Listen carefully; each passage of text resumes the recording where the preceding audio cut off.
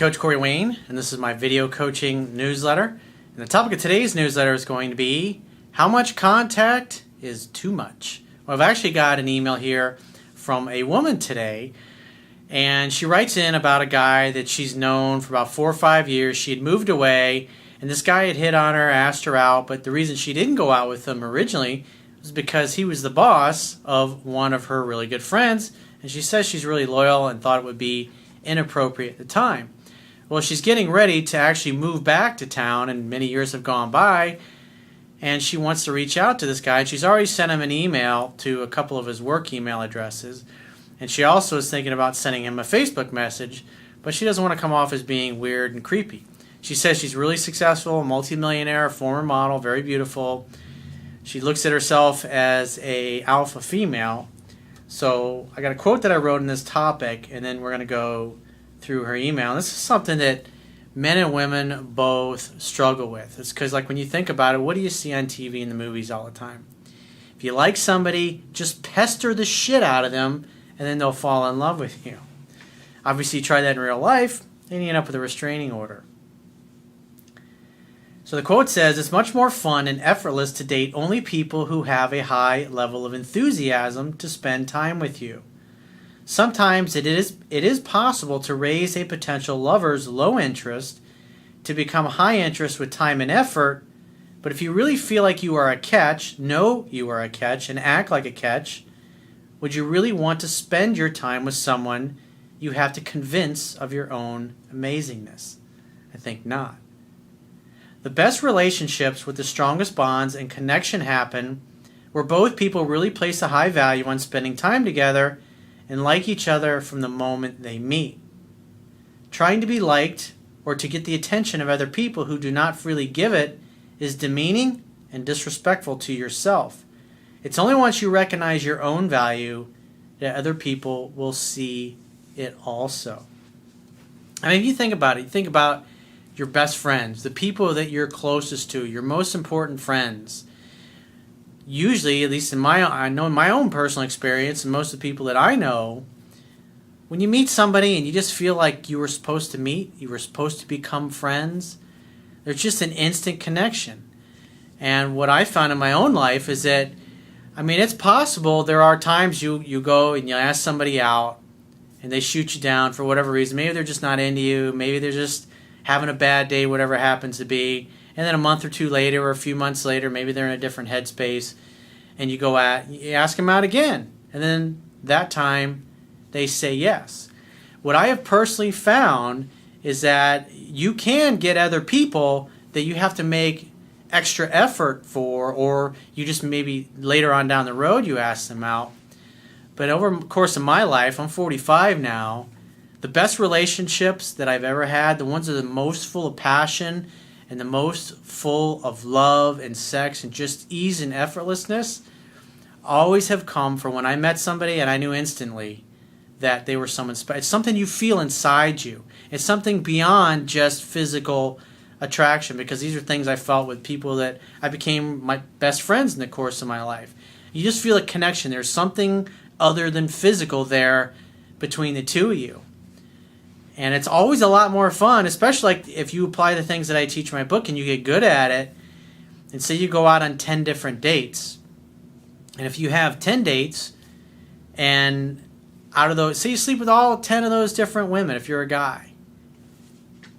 But you look at it and you figure only 1 or 2 of them are really easy and effortless, where it's like you don't really have to try to keep the conversation going, where they're easy to be with.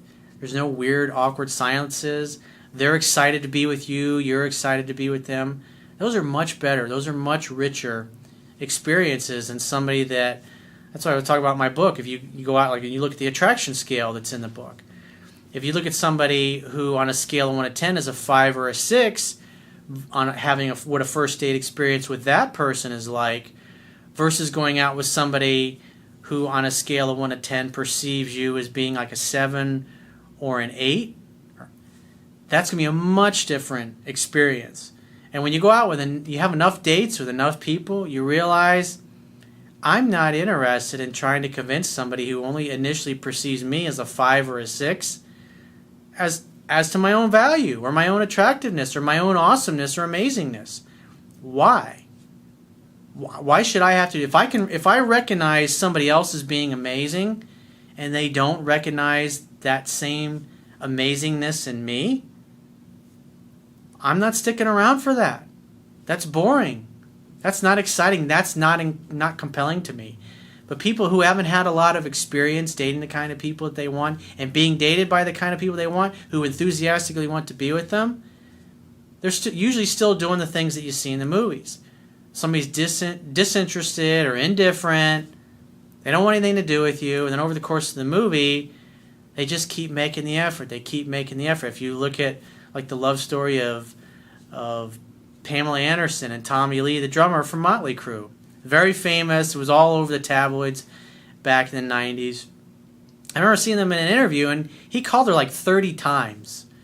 30 different times he called her on the phone and tried to ask her out. I mean, a guy like that can get away with it because he was famous at the time. And what's interesting, his first wife, Heather Locklear, they ended up having the same dentist, and she saw him in the lobby, and she thought he was cute, and so she gave her phone, had the receptionist there when he came out.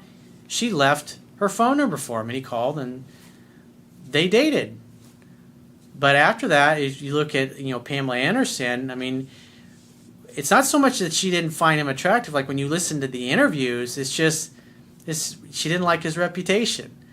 I mean, he's one of the most famous rock and roll bands in the world at the time. She wasn't crazy about his reputation. She's like, I don't want to get involved with somebody like that. But he pestered her, and he was persistent. And that's a very famous case of where that actually worked. Now, the average guy trying something like that, I mean, especially after she tells you off, the next thing that's going to happen is the police are going to show up. And so you need to stop contacting that person. But at the end of the day, they had a passionate affair, and it didn't work out. And like me personally, I've dated women that were like that. I dated, and I wrote about a few of them in my book. A few of them where they either had boyfriends or they weren't really that interested, and I would see them occasionally over the course of a year or two, and eventually I'd go out on a date with them. But the reality is, when you have to, in essence, talk somebody into liking you versus somebody who instantaneously has like a spiritual connection to you, 100 times out of 100, I'll take the spiritual connection all day long. Way more passionate. Just everything is better in those kinds of relationships. And if you don't believe me, then just experience the things that I talk about in the book. I'm not here to tell you how to live your life. I'm here to help you get what you want. But when you have enough experience and you date enough people and you have these kinds of experiences, it's a night and day difference. And I've done plenty of email newsletters from people over the years where they have the same thing. I mean, think about it. Everybody wants to be loved. Everybody wants to feel like somebody else finds them sexy and attractive and interesting and desirable. I mean, do you really want to spend your time with somebody who you feel that way about, but they really couldn't give a flying fuck about you? No. It's like glorified masturbation or having sex with a prostitute, if you will. So let's go through her email. She says, Hi, Corey. I'm a self-made multi-millionaire alpha female. I have a hot body as I'm a former model. I left Hollywood 4 years ago, and now in 2015, I'm building my dream home in the Hollywood Hills this October. Well, good for you. LA, it's a great place to visit. I would never fucking live there. I met an alpha male back in 2011 while in college through my classmate. She was his intern, and I was at the same trade show, and she texted me to go see her booth at the show. I went, and she introduced me to her boss. The attraction was obvious. He asked me out for drinks that same day, and also we ran into each other in Hollywood nearly 5 times after that. So he definitely acted like an alpha male. He saw what he liked, and he fucking went for it without hesitation, right in the spot. He communicated his interest. In other words, he extended his invitation. And she took him up. Didn't take him up on that just because of the friendship thing. But from my perspective as a coach, he definitely did the right things when he met her. And she viewed him as an alpha male because of that. he just goes for what he wants without any kind of fear or hesitation. And notice that they also ran into each other several times. And you'll see by the time I get to the email that there was definitely something there that was mutual, but she was holding back because of her relationship with her girlfriend. But obviously the two of them liked each other. She says, then he added me on Facebook. I didn't say yes to him back then because that would put me in a drama ordeal with my friend, as I am loyal. Now 4 years later, I am wealthy, self-employed, moving back, and I could feel I actually see him as a lover, boyfriend material for the first time since my college years. Isn't that interesting? See, this is why it's so important if you're a guy. It's just never burn a bridge. Even if things end, always end them with love. Even if the other person is like telling you to fuck off and they want nothing to do with you. If you leave the door open and you're loving and say, hey, give me a call if you change your mind. You never know. Maybe, I mean, this is 4-something years later. This girl's getting back in touch with this guy. And as a man or as a woman, you extend your invitation. And if the other person's not open to it, because you want somebody that's ready, willing, and able and open to starting something with you. And if they're not, keep moving, keep circulating. Because at the end of the day, your purpose is not that person. Your purpose is to find somebody who feels the same way about you as you do about them. But when you get hung up on something, like if this guy had gotten hung up on this girl and kept pursuing her, even though she didn't want to do anything because of the loyalty, a guy who values himself and respects himself and has lots of choices, he's going to be like, fuck it, I extended an invitation and she didn't accept it. Hey, it's her loss. You're going to give that gift to somebody else because life's too short. You're not going to wait around for her to make up her mind or to change her mind or for her conditions to be different, because you want what you want. Your purpose is you want a great relationship with somebody that really wants to be with you. And that can only happen with two like-minded people who want to be together and who both are available. If I were moving to London, I'd never email him. But since I miss LA badly, I thought, what do I have to lose? What's the worst he could say? No. I mean, he was into you before. And unless you are gained a shitload of weight and haven't taken care of yourself, more than likely, I mean, it's only been 4 years and you're obviously young, you're still in your 20s, I would think you still look hot, if you're as hot as you claim you are. I'm wealthy, career-driven, a lover of life, and he would be missing out if he passed me up. Well, she definitely sounds like she has a high opinion of herself. I'm the type of woman you bring home to mom. I just thought about contacting him 2 days ago. I sent him 2 emails this morning saying I'm moving back in October. I've been following him on Facebook, and he has no wedding ring on his finger, so I sent him an email saying I want him, no friend zone. I was very specific. Since I don't know him at all, I went to his website and found 2 email accounts. He has an art website and another business website, and I sent my email to both accounts. That's a smart way to do it. But if you're sending multiple emails to one account, that makes you look needy and desperate. But if it's the kind of thing, hey, you're going to be back in town, this guy was into you before, it's like you just extend your invitation.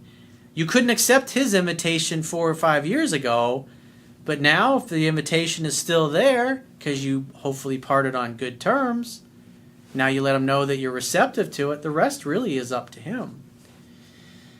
Being an alpha female, I always plan everything out. We met in such an odd way. I wish I met him in my private life. I swear I'd be knocked up with his baby by now, LOL. Well, it's obvious she really liked this guy. And she's been thinking about him ever since. Anytime I see a man in my private life, I know what to do. He just simply confused me because of the boss of my closest school friend thing. I don't have his cell phone number, or I would have texted him to come over to my house this October. I feel hopeless with 2 lousy email addresses. I'm not clingy, and I haven't had sex since June of 2012. I am a relationship type, and I am completely healthy being single. I almost married an amazing alpha male back in 2009, and we had a healthy 4-year relationship. I get dick thrown at me like rain is common to Seattle 24/7, 365 days a year. I have a bodyguard now because I have 4 stalkers. Well, that sounds like a lot of fun. Corey, I love my life, and I never settle for men. I am going to wait a full week for him to reply to my email. If I don't hear from him by next Monday, what should I do? Since I am not clingy or insecure, I don't want to give him that impression of me. Should I write him on Facebook next Monday? Yeah, send him one more message. Send him a message on Facebook. That way you've tried the email addresses, because who knows? Maybe he's got a company email. He doesn't answer that very often. Or maybe it goes to one of his employees, unless it's something that went to him directly. I think 2 emails are enough contact. What do you think? Well, you're contacting both email addresses. Like, I mean, I've had women that have contacted me. Typically, what I see when women contact me first, I'll usually get some kind of invitation on Skype to connect, and then I'll get an email or a Facebook friend request or something.